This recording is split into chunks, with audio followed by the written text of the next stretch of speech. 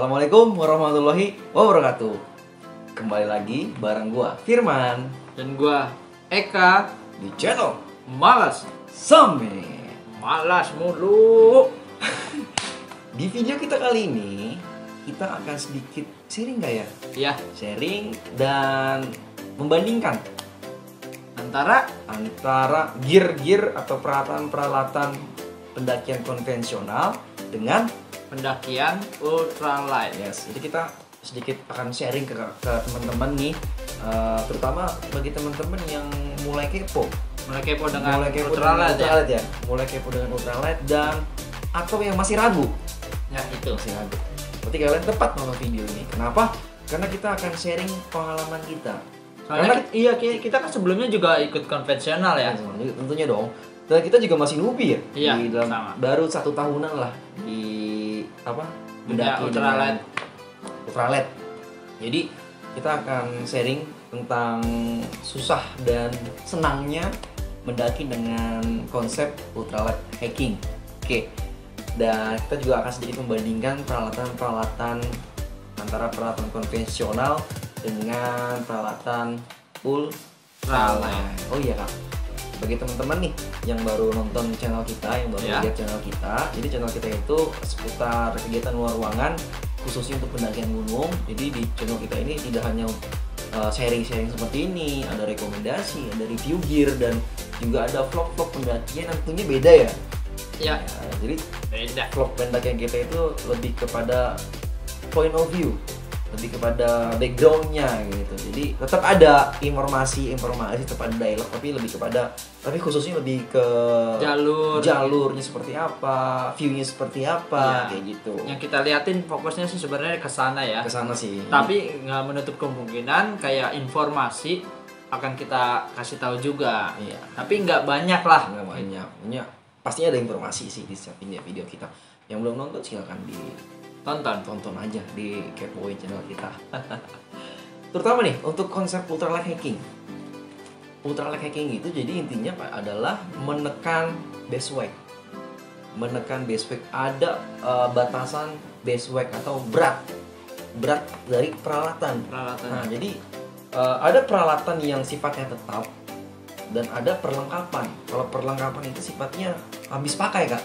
Perlengkapan itu habis pakai, peralatan itu tetap. tetap. Apa yang tetap beratnya? Nah, oke. Jadi contoh peralatan yang tetap itu contohnya seperti tas, tenda, sleeping bag, baju dan lain-lain. Sedangkan habis pakai, jadi beratnya itu tidak sama antara ketika kalian mendaki dan turun lagi itu beratnya sudah beda. Kayak air, makanan, gas, logistik dan lain-lain itu merupakan consumables ya. Artinya dia habis pakai. Jadi variabelnya tidak tetap. Yang dihitung di ultralight hiking ialah hanya peralatan-peralatan yang variabelnya tetap, yang beratnya tetap. Kita naik turun sama, gitu. Dan di ultralight hiking ini juga mengenal istilah Big Three. Jadi Big Three itu adalah 3 peralatan terberat yang biasanya kita bawa saat mendaki. Apa aja Kak? Tenda, Pastinya tenda. Apa lagi? Tas dan sleeping bag. Nah iya, jadi sleeping bag, tas, dan ada apa? Tenda. Itu merupakan 3 peralatan terberat yang kita bawa selain logistik tentunya ya, dan air. Nah, ketika kalian teman-teman ingin ingin sedikit merubah atau sedikit ingin mengurangi beban, ganti 3 peralatan tersebut menjadi sedikit lebih ringan contohnya. Jadi ultralight hiking ini lebih menekankan kepada fungsi Kak. Fungsinya. Jadi satu peralatan bisa macam-macam fungsi. Contohnya apa Kak? Lo tau nggak? Apa tuh? Trekking pole. Oh iya. Trekking pole itu bisa kita buat sebagai penunjang kita agar lebih mudah naik, dan sebagai frame tartan. Nah, itu trekking pole. Apa lagi Kak? Nggak tahu gue.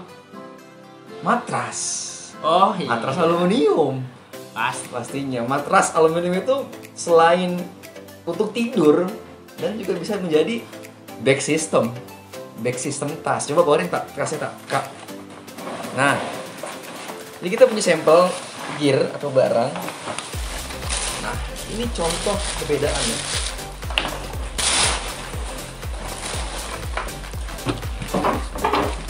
Nah, ini contohnya nih. Ini perbedaan peralatan konvensional dengan ultralight. Yang sebelah ini kanan yang gue pegang, ini ultralight. Dia tidak memiliki back system. Sedangkan lu Kak, kalau ini peralatan konvensional tasnya, tapi dia sudah ada back systemnya. Dan for your information, ketika ini sudah diisi setengah dengan berat tas ini sama. Ya. Nah, ini gue isi tenda, sorry gue isi tarp, gue isi SB, gue isi jaket, beratnya itu sama. Padahal ini hanya tasnya doang. Nah, sama doang. Tuh, tapi tentunya ini lebih fungsional ya, karena ini bisa mengangkut apa saja. Dan lebih kepada pendakian tim sih ini, ya, pendakian tim dari kapasitas 4, logistik dan lain-lain. Karena juga dari kapasitas carrier-nya juga 55+5, apalagi ini Duter kan, Iya. carrier badak tentunya. Ini perbedaannya bisa teman-teman lihat.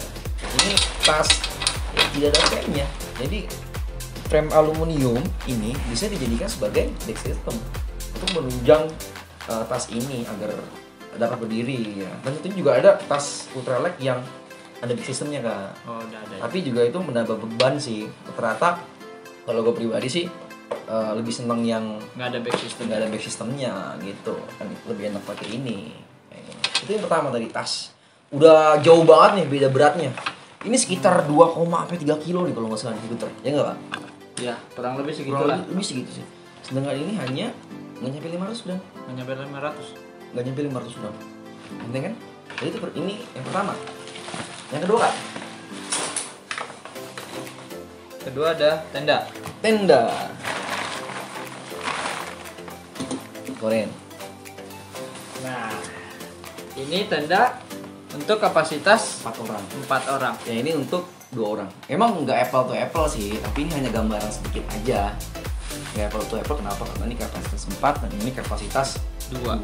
Tapi mau gimana pun, kalaupun ini kapasitas 4, beratnya juga akan lebih dengan yang ini Kak. Karena ini tartan Iya. dan tidak pakai frame. Frame. Tidak pakai frame. Jadi ini Menggunakan trekking pole. sebagai frame. Jadi ini jauh lebih ringan tentunya. Nah, tapi ada kelemahannya ini apa? Nanti kita sharing di setelah sesi perbandingan ini selesai. Oke Kak, selesai. Apa lagi Kak? SB.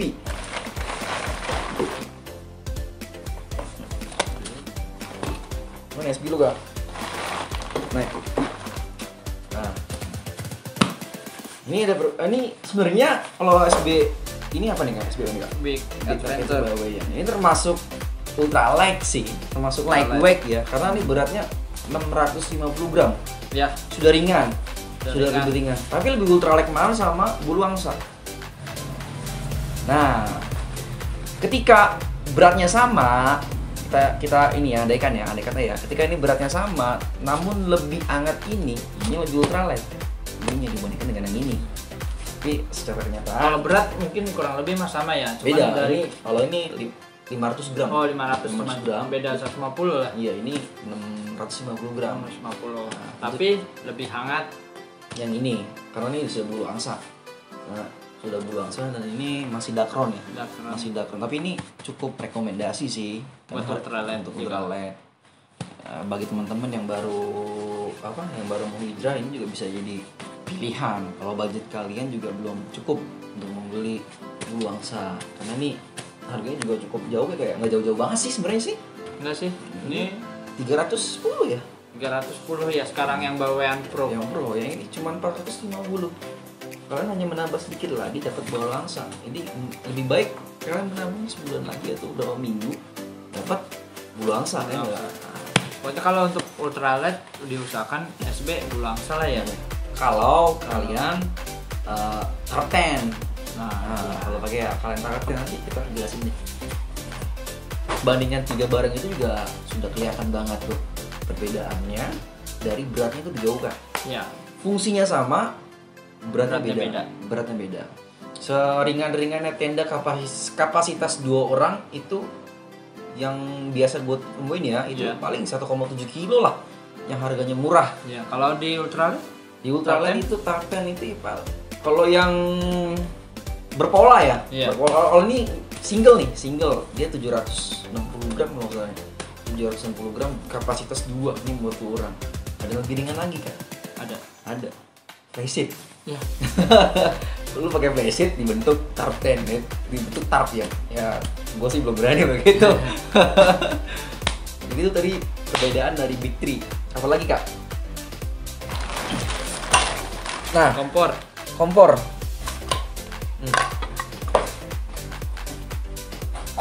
Dari perbandingan saja bisa kalian lihat memang sudah beda jauh dan dari beratnya pun berbeda jauh juga ya.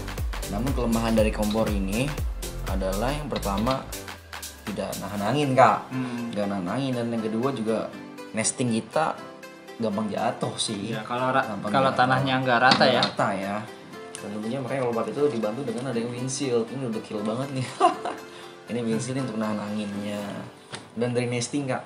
Nah, nesting biasanya kalau kita capture nih atau mau makan yang simple bunyi ini kayak. Iya. Nah, bawa apa namanya?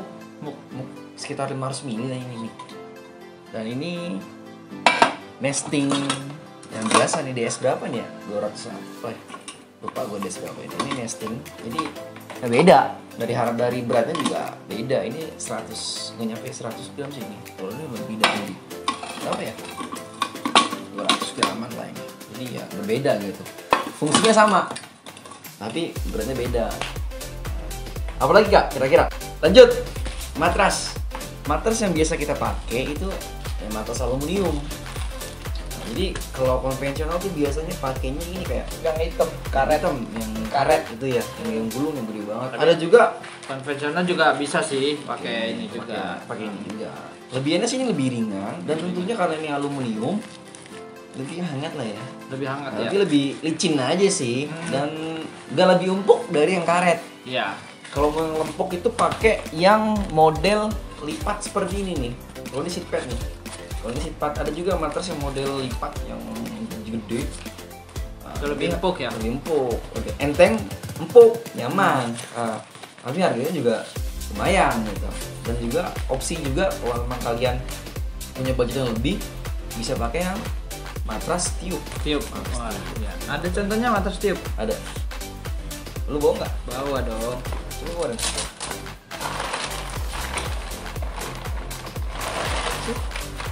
Nah, ini matras tiup. Tapi ini ada kelemahannya. Rentan bocor. Nah, itu kelemahan dari matras tiup. Kalau bocor udah kelar lah. Oke, jadi teman-teman sudah bisa lihat tadi perbedaan antara gear konvensional dengan ultralight ya. Ya, ada perbedaan lah dari segi size, dari segi berat, pasti. Namun fungsinya sama, kayak gitu. Dan biasanya kalau teman-teman itu memang suka sering naiknya bareng-bareng, 4 orang, ya 4 sampai 6 orang, ya, lebih lah. Ya memang agak sulit sih untuk ultralight ya. Iya. Karena kenapa? Ada anggapan, wah lu egois lu gitu. Padahal nggak seperti itu gitu. Karena kita mulai belajar mandiri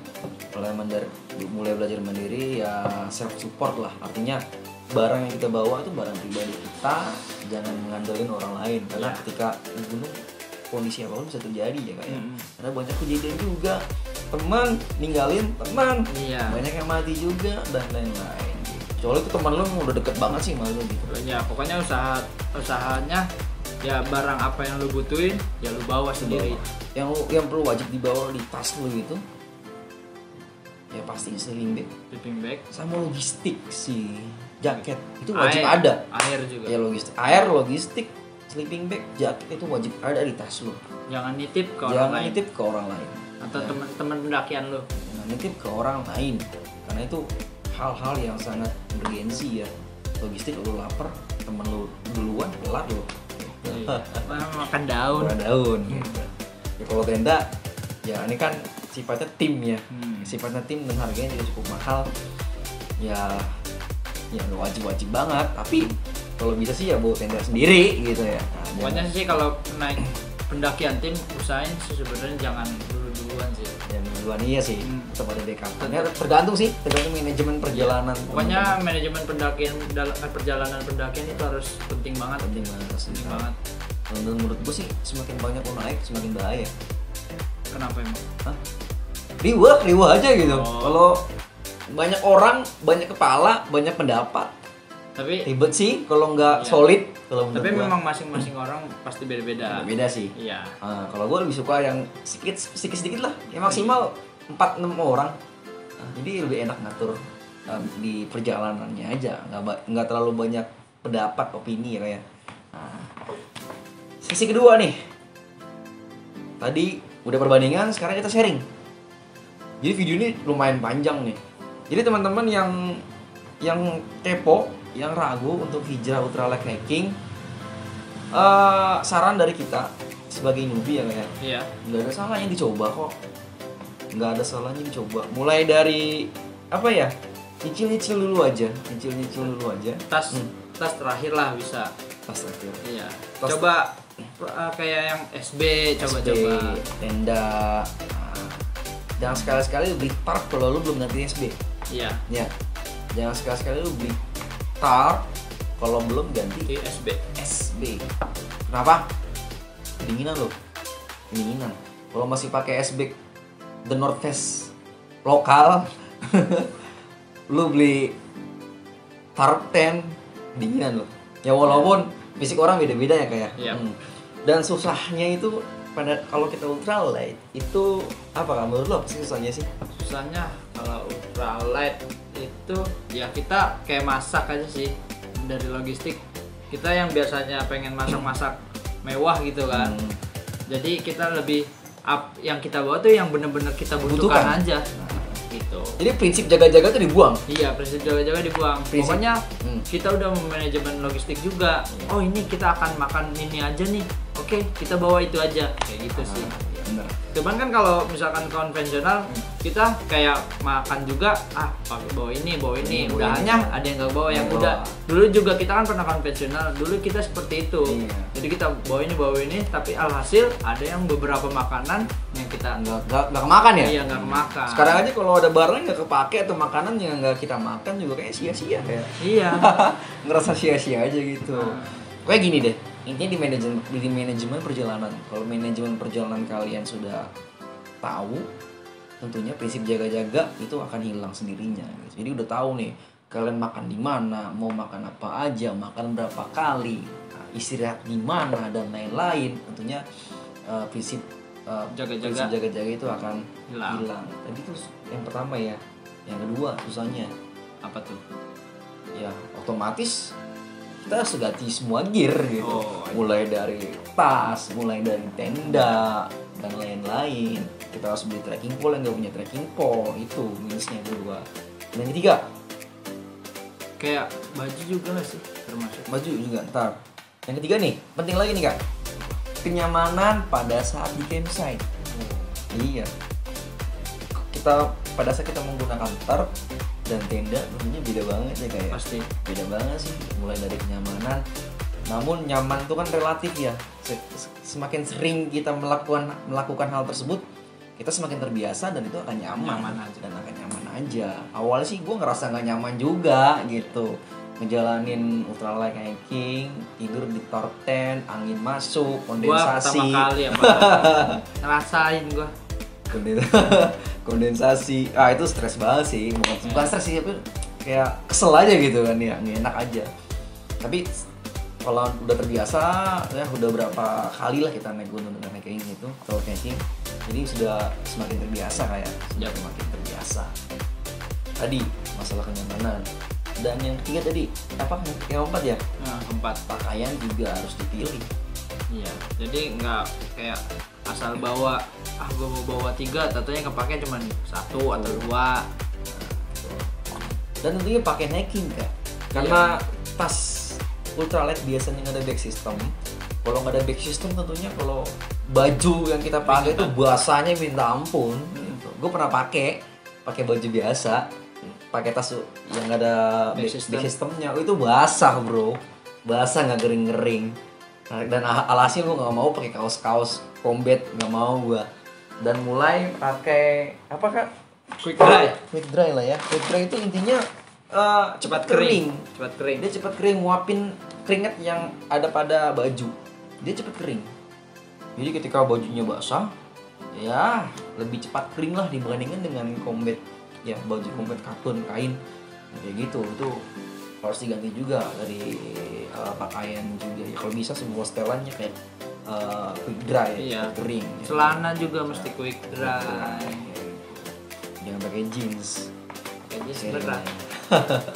Jadi kira-kira ya seperti itu sih pengalaman kita sebagai newbie yang baru setahunan menjalani ini.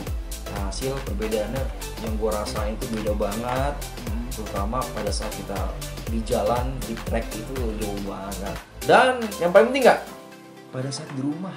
Oh iya. Wah itu beda, itu kerasa banget tuh. Kemarin gue ke laut itu setelan konvensional, gue bawa tenda toba kapasitas 4, bawa SB 2, pulang-pulang betis gue ini sakit 2 hari atau 3 hari ngilang-ngilang. Kalau ultralight bisa nggak pernah nggak? Turun bisa di bawah ya nyantai aja kayak biasa olahraga biasa gitu. Ya. Itu dia. Itu yang paling berasa banget sih di track dan ketika lu pada saat di rumah. Jadi punggung lu nggak sakit, betis Iya, paha kayak lu olahraga biasa lah ya. aja. Paha dan betis aman. Iya. Itu sih kelebihannya sih. Simple, cepat dan nggak membebani lo. Irit tenaga. Irit tenaga ya, gitu. Kalau kekurangan tadi kita udah sebutkan. Mungkin itu aja lah ya. Ya, Udah itu terlalu aja. panjang video kita ini. Oh iya, nih, untuk disclaimer aja. Tadi yang sharing kita itu pendapat kita, Pendapat opini kita pribadi. Tentunya pengalaman orang lain bisa berbeda, nggak bisa sama gitu. Oke, kita akhirin aja. Kalau ada yang mau bertanya Silakan. tentang ultralight hiking, gimana pengalamannya, kalau ini gimana, kalau gitu gimana, silakan tanyakan di kolom komentar atau bisa DM kita di Instagram ya kayak. Ya. Kita jumpa lagi di next video. Oh iya, jangan lupa Subscribe, like, dan komen. Ya. See you in the next video. Assalamualaikum warahmatullahi wabarakatuh.